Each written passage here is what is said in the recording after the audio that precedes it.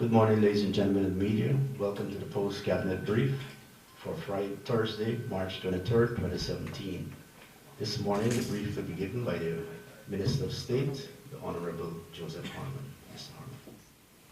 The post-cabinet press briefing covers the issues that were addressed at Cabinet at its meeting of Tuesday, March 21st, 2017. And these were the matters which were discussed and dealt with. Cabinet has approved the appointment of a board of directors of a government-controlled company called the Power Producers and Distributors, Inc., to provide operations and maintenance services to the Guyana Power and Light, Inc. The company has replaced the Finnish company Wärtsilä that provided operation and maintenance services to the Guyana Power and Light, Inc. since 1994. The contract between Wärtsilä and the Guyana Power and Light, Inc. ended in December of 2016. The directors that were appointed to the board are Mr. Mark Bender as chairman, Mr. Aaron Fraser, vice chairman, Mr. Ronald Burt-Smith, secretary. The other board members are Mr. Hariram Parmesar, Mr. Stephen Fraser, Mrs. Amanza Walton Desir, Mrs. Verly Class, the permanent secretary at the Ministry of Public Infrastructure, and a member of the opposition PPP. Cabinet also approved changes to the board of directors for the Board of Industrial Training and the National Advisory Council on Occupational Safety. The Attorney General and Honorable Minister of Legal Affairs will attend a meeting of the steering group of the Caribbean Financial Action Task Force, CFATF, to be held in Miami, Florida on April 10th, 2017. The steering committee of the CFATF will discuss important issues related to the May 2017 plenary meeting, at which the Honorable Minister of Legal Affairs of Guyana will assume chairmanship of the task force. Mrs. Tessa Utkirk, Special Advisor to the Minister, will also attend the meeting. Cabinet has granted the request of the Honorable Minister of Agriculture to attend a conference of the parties to the Basel, Rotterdam, and Stockholm Conventions on the control of transboundary movements of hazardous waste and their disposal.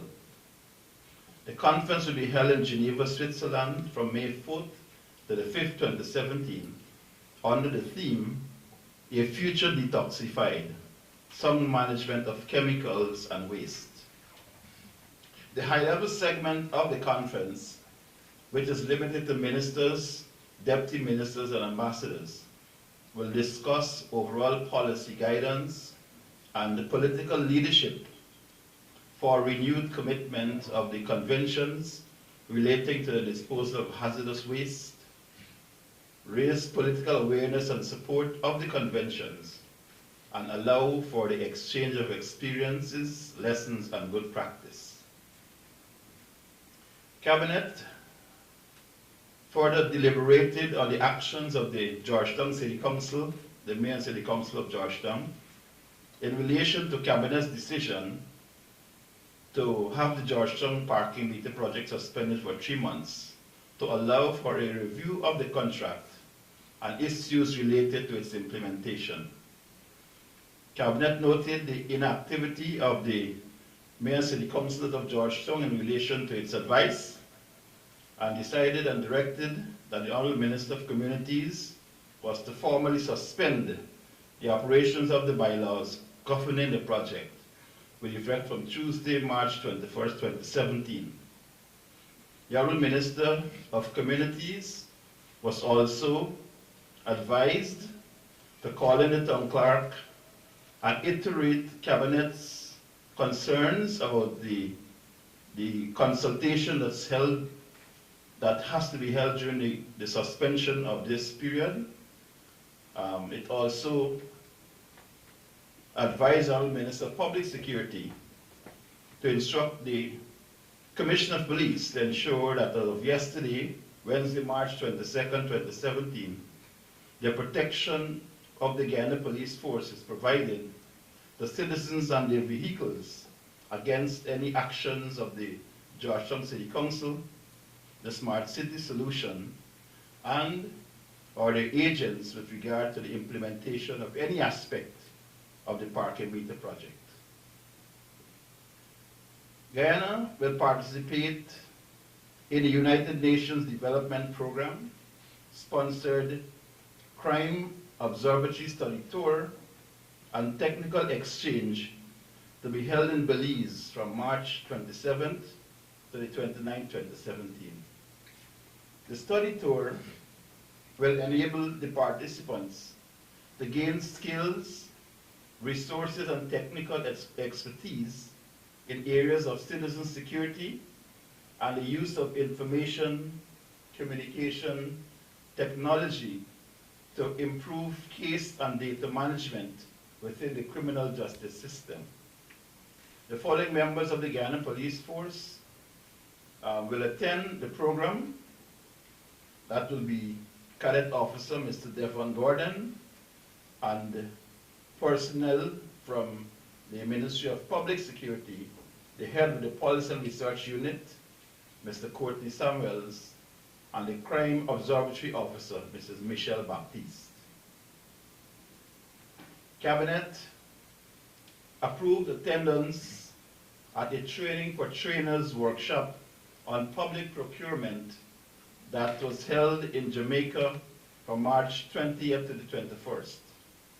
This workshop held under the 10th European Development Fund project for capacity building targeted mid to senior level procurement personnel in CARIFORUM states, and the objective was to provide them with enhanced presentation and training skills that are linked to the main procurement issues.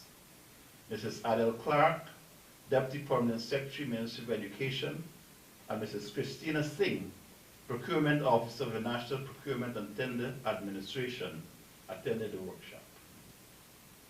Cabinet has approved the attendance of Mr. Marcel Hudson, Chief Education Officer, to participate in a Caribbean Safe Schools ministerial meeting to be held in Antigua and Barbuda from April 4th to the 8th, 2017. The objectives of the forum will be to promote and raise awareness of the 3 pillars of school safety of the worldwide initiative on safe schools in the Caribbean, to identify national and joint regional achievements and priorities regarding school safety, and to adopt the Caribbean Declaration and Roadmap on School Safety and committed to its implementation. The meeting will enable ministers of education or their senior advisors to meet with relevant support groups involved in school safety in the Caribbean. Guyana will participate in a Caribbean Technical Assistance Center training workshop on public-private partnership, managing fiscal costs and risks, to be held in Basseterre, St. Kitts from March 29 to 31st, 2017. The workshop will address the effective management of costs and risks involved in public-private partnerships, in which the public sector is required to deal with those issues, while the private sector supplies infrastructure assets and services for joint projects. Mr. Bernard Lord, Department Head, Project Cycle Management Division, and Mr. Malcolm Chukang, Head of Regional Planning, both of the Ministry of Finance, will attend the workshop. Guyana will be represented at an Amazon Cooperation Treaty Organization meeting, ACTO, of forest authorities under the project monitoring forest cover in the Amazon, to be held in Suriname from March 30 to 31. The meeting will seek to develop and implement participative forest cover monitoring in the Amazon region by strengthening existing regional cooperation and coordination in the forest management. Mrs. Anna Mohes, Project Officer, Planning and Development Division, and Mrs. Hans Raji Sukdeo, Project Officer, Red Secretariat, both of the Guyana Forestry Commission, will attend the meeting. A Guyana delegation will attend a Pan-Amazonian seminar on social protection organized by the Brazilian government in partnership with the World Bank and the United Nations Education, Scientific and Cultural Organization, UNESCO, to be held in Belém, Brazil, from March 27 to 31st. The seminar will provide a platform for representatives of government, academia, indigenous peoples, civil society, and international agencies to share experiences regarding social protection in the context of the Amazonian region. Participation in this seminar will assist in providing experience and knowledge needed for the formulation of public policies to guarantee the involvement of the Amazonian population in the development process.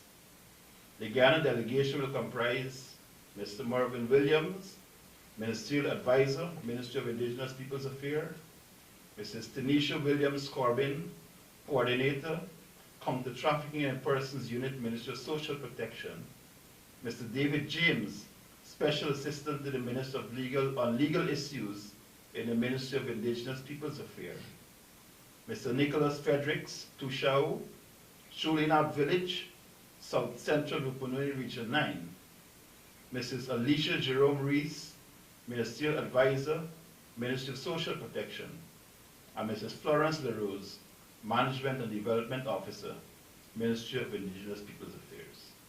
Ladies and gentlemen, those were the issues that were discussed and decisions made at Cabinet, and I'll take your questions now.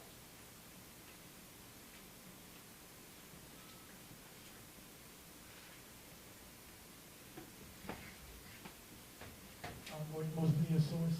Mr. Harmon, sir, with regards to the suspension of the bylaws, could you say who in the government or otherwise would have provided legal advice to the Minister of Communities before he would have made that decision? And I'm asking because he is quoting section 306 of chapter 28:1 of the laws with regards to municipal matters, and I'm not finding anything that gives him the power to suspend bylaws. It speaks of him suspending the council or dissolving the council. So I'm trying to figure out where exactly he may have turned to for the power to suspend bylaws. The Minister of Communities acted on the advice of the Learned Attorney General and Minister of Legal Affairs of Guyana. And is the government satisfied that the law provides for him to suspend bylaws as against suspending the council? Yes, indeed. And you wouldn't know which part of the Constitution or the law would give him the authority to suspend bylaws? Well, I would advise that the Minister of Legal Affairs be contacted, but I am satisfied that the Minister acted within the purview of the law, and that he was the advice given by the Attorney General was correct in law. And what happens after 3 months, sir, if there's no movement? The government has said what it wants to see from this project. What happens if at the end of coming on to June, we still see no movement? What does the government intend to do at that stage? Well, we really would wish to give full support to a process of negotiation and consultation, which will result in a favorable outcome. That is to say that the council, the Smart City Solution, the stakeholders and the citizens, that they all are a diadem on the issues in relation to the parking meter project and the contract itself. We have not taken a position as to what happens after the 3 months, but we do believe that good sense will prevail, and we'll be able to get a favorable outcome. Yes. Sir, Adam Harris, Prime News. You talked about the new board for the power producers in replacing Wartsila. Now, Wartsila had a special role, it arranged to get in replacement parts, maintain the engines and what have you. Now, this replacement one, how is it going to operate? Is it going to liaise with Wartsila to continue the program? How much are we going to pay them? We paid Wartsila a lot of money for their continued presence. Are we transferring that payment to this new one? Well, in fact, I believe our Minister Patterson did address this matter a couple of months ago, because in September of 2016, Cabinet had actually given its approval to this process, and Minister Patterson did explain it. But what I can say is that it is the operations and maintenance of these engines that the company will be dealing with. And to say that the operations and maintenance of these engines were actually always done by the Guyanese component, and that the Wartsila provided supervisory services. It was felt that the company that's organized by Guyanese will be better positioned to do that. The access to spares and so on will not be affected by the formation of this company to deal with operations and maintenance. Those arrangements will still be in place, but it is that component which requires the operations and maintenance of the engines, which really will now be dealt with by this company. But the payment, I can't remember the figure we were paying Wartsila for its operation. Yes. Are we transferring that payment to the local body?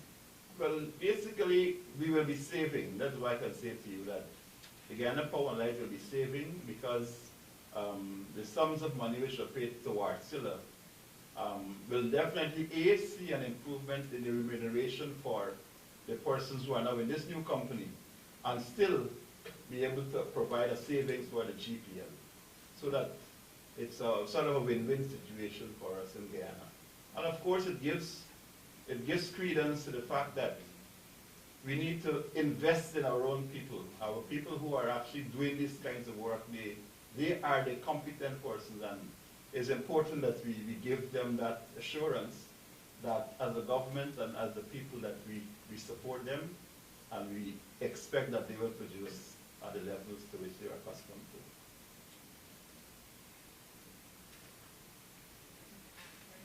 If I may ask a question, if I may ask something to the public, the Guyanese manufacturers are reporting that the exchange rate is raised to 230 Guyana dollars to $1 US dollar, sorry, and they've asked for government to intervene. Is this an issue that was addressed in the cabinet? And if not, or even if, could you say what options the government is exploring to assist the manufacturers? Well, let me say it was not a matter that was discussed at cabinet, but it's important. And this morning I was in touch with the governor of the Bank of Guyana, who advised that the statement by the Guyana Manufacturers Association was not in fact accurate, since the 230-1 represented a very small portion of the financial market, and it had to do with the operations of debit and credit cards.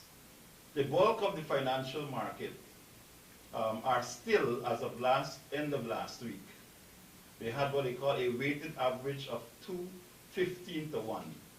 That is to say that the selling rate for US was 216, and the buying rate was, the buying rate was 216 and the selling rate was 214.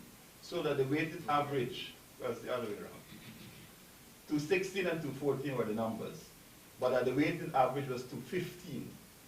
And so that this sort of hysteria that is being created by a very small segment of the financial market is something which the governor of the Bank of Guyana will address, and I believe that he's advised me that a statement will be issued today once he has consulted with the Ministry of Finance on the matter. But Sir, you go, you go. sir, as my criteria is, permission to ask questions of the statement. But we are already off the statement. Sir, can we expect an inquiry to determine Mr. Lawrence's role in the procurement of the $1.5 billion emergency jobs? And secondly, what is happening with the code of conduct for ministers? All right, two questions. One, I think it's already in the news that the Guyana, the hospital corporation, the National Hospital Corporation is actually, they've ordered an inquiry into this matter, and therefore we will await the outcome of that inquiry. As far as I'm aware, there's nothing really to inquire as to Minister Lawrence's personal involvement. Minister Lawrence is the Minister of Public Health, and therefore has overall responsibility for everything that happens within that sector. So as far as I'm aware, there is nothing in respect to Minister Lawrence's personal involvement which requires an investigation. Secondly, the code of conduct has been circulated. In fact, it was sent to the leader of the opposition and to civic organizations for their comment. And as of this morning, we have not received formal comments from any of these bodies. And these comments basically will go to the office of the Prime Minister, and as of this morning, there was none. But what I can say is this, is that since we came into office in May of 2015, His Excellency the President, in consultation, provided for ministers a document called a Ministerial Code of Service, which in large measure is captured in the Code of Conduct for ministers and members of Parliament, or persons in public life. This Ministerial Code of Conduct, which was done in May, as you recall, the elections were in May of 2015, and we came into office in May of 2015. And so this was one of the first documents which was produced. And basically, I'll just read a little part of it to say that you know what it says. That the Code of Service is meant to assist ministers and members of the National Assembly in the discharge of their obligations to the constituents and the public at large. It provides guidance on the values, the moral qualities that should govern the conduct of ministers and members in discharging their parliamentary and public duties. It is meant also to reinforce public confidence in the way in which ministers and members perform those duties. And it lists several values which, many of which find themselves in the Code of Conduct. And those values are related to accountability, dignity in office, diligence, duty, honor, integrity, loyalty, objectivity, responsibility, and transparency. And there's an explanation which was given to the ministers as to what these things actually mean. So since 2015, we have been guided by this Code of Service which was issued to each and every minister. Sir, on the same code, opposition leader Parajan has repeatedly insisted that Minister Ramjatan is in breach of the code and has accused him publicly of selling firearm licenses. If this comes to the ears of the cabinet, and has there been any attempt to ask Minister Ramjatan to respond to this accusation? I believe these are very serious accusations that are made, and therefore, if the leader of the opposition or anybody for that matter has information which seeks to impugn the character of a minister, then in fact they should send something in writing to the government. You do not expect the leader of the opposition to go on television and rant and rave, and that you expect that a minister will now be called upon to explain. If in fact there's information, then write. Say, look, this is information that's available to me, and write so that we can answer it. But you cannot just Every time the leader of the opposition sits down and he goes on for half an hour or more, you have to answer everything. We have an agenda for the development of this country, and that agenda is set by the government.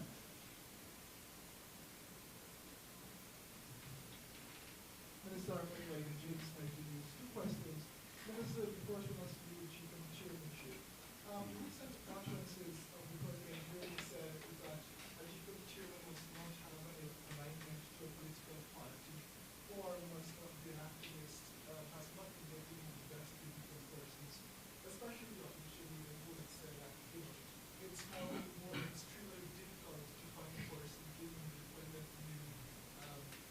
This is what his interpretation of what the GP chairman should be. How would you respond to that? And secondly, Minister City Hall, Mr. Wallace, did this person believe that maybe the first letter which the government issued asking for the suspension of the party for 3 months, and then, he insist or had a meeting with the councillors, and then they decided that that wouldn't be the case, and this, but they were saying that he's not working in the best interest of the government or the people, and sort of calling for his contribution. So how would the government do that? Well, first, the council, as you know, is an independent body, and therefore, if they have an issue with any officer related to the council, then there's a process within the city council to deal with that. That is what I would say about that one. In relation to the requirements as sent even by the president to the leader of the opposition,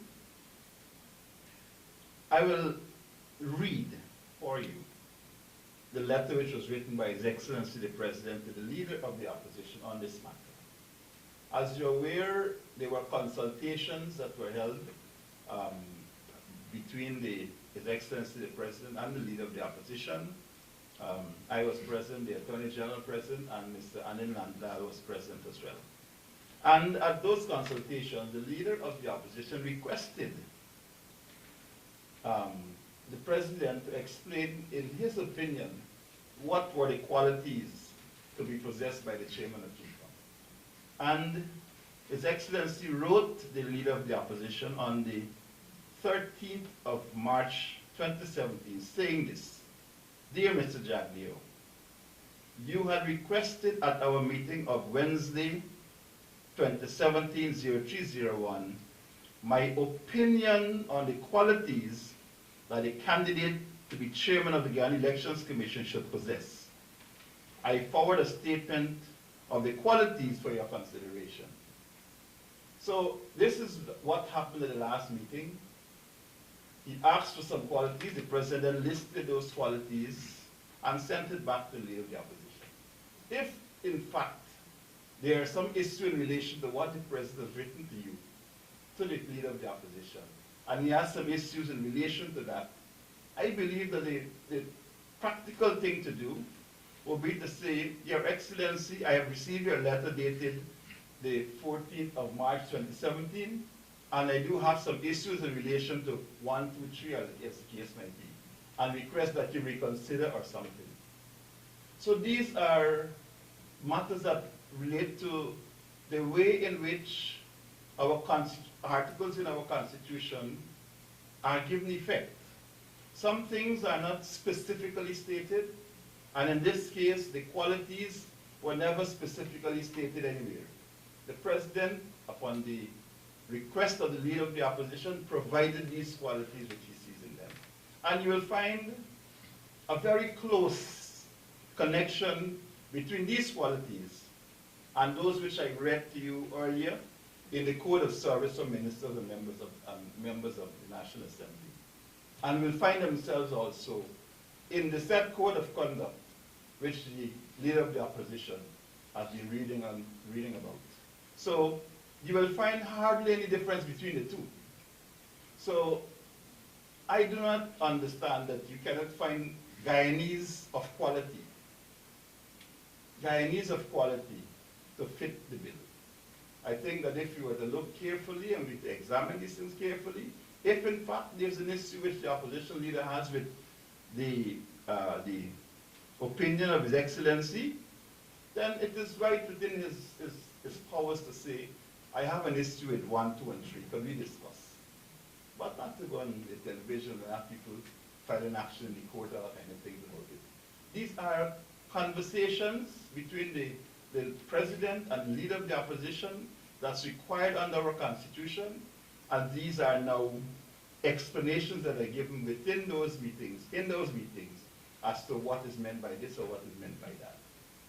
Minister, one last question for you. The Public Service Commission, Mr. Cardinal Duncan was suspended last year by the President as chairman of that commission, but he was also a member of the commission, but Yes. he has not been invited to commission meetings since then. Can you say that? Well, I do not control the Public Service Commission. The commission has it is still operating and functions as a commission. There's a deputy chairman who is active, there's a secretary, and the commission is continuing its work. Mr. Duncan is still being paid as a commissioner of the Elections Commission, of the Public Service Commission. He's still being paid, But suspended. but suspended, yes. Sir, good morning, Darrell Wilson, Norway. Sir, could you say if the review of the parking meter contract will include a review of the contracts for parking wardens, to ascertain if there's any breach of legal laws? And sir, just more specifically, can any private sector employer legally include in a contract that employers must perform duties other than those which they are employed to perform? Well, one, you're asking for a legal opinion, which I'm not at liberty to deliver here. If in my private practice, I might have been able to give you that. I'm speaking to you now as reporting on cabinet decisions. But certainly, any issues, this is what we said, the contract should be reviewed. And that the review must include stakeholders. And so that any person or any business or any entity which has an issue with aspects of the contract must be given an opportunity in that process to bring that issue to the fore, to the table. But sir, this seems to be more about the representation for employees. I don't get you. Sir, what you were saying that the stakeholders would include business people and so on. Yes. The position that go forward is that business people might be using the contracts to include certain things that would affect the employee. Well, if they're employees and they're employee organizations as well, they're labor unions, those are also stakeholders. And therefore, they can bring those issues to the fore. This is why we've said, let us have an open, transparent process in reviewing this contract so that at the end of 3 months, we can have something that is in the best interest of us all. Sir, one question about the code of conduct. You said the Office Office as well as some other civil society organizations receive Yes. this document. Yes. Sir, could you mention who those organizations were and how long ago did they receive the document? I don't specifically remember all of them now, but I know for sure the leader of the opposition. In fact, the communication I had with the office of the Prime Minister as of this morning was that civil or civic society organizations had received this, as well as the leader of the opposition, and that as of this morning they did not have responses from them. So in one organization? I am quite repeating what I got from the office of the Prime Minister, but I'm sure that's not a difficult thing to do, because we will not say we have sent code of conduct to civil organizations and don't send it or anything like that. Minister, in relation to the Lotteries Commission, could you say, because I've spoken before to Mr. Jordan and Mr. Totman, and there seems to be some issue as to whether or not the Lotteries Commission is functioning, whether there are meetings being held and who's directing that commission. Could you say who's directing that commission, whether there are meetings being held, and who exactly is making the decisions about how monies earned from Guyana Lottery are being spent? Well, in fact, I would prefer if either the two ministers answer the question, because Minister Trotman is the chairman of that board. And the board comprises several persons, I don't remember the names now, but that on an application to the commission for deductions of funds or for monies to be paid out of the lotteries fund, that board will meet and then make that recommendation to the Ministry of Finance. So that is the process, and that is what I understand is happening now. I cannot go any further than that. But Minister Trotman has said that there's Well, you'll have to ask Mr. Chapman about that one. I cannot say more about it. Final question. Yes, Minister Harmon, the Minister of Public Security has signaled his intention to take the park to midnight. Do you expect to see consultations or consultations start already? What is the position? Sometimes I believe that that we take minister's statement and swing it in our own way, and swing it sometimes for purposes that are not wholly in the public interest. The minister's on record as saying this, that religious organizations had approached him about taking the opening hours to 12 o'clock. He did not make a policy position on the matter. He reported on what the religious organization said to him. And therefore, Cabinet never discussed this matter about removing from 2 to 12. The minister was very clear on that. And I would like to clarify this so that we do not spin things in a way when ministers make these statements. He never said that that was his position or this was the government's position. What he said is these were representations made to him by religious organizations. And clearly it is not a position of policy that has been taken by the government. Thank you very much.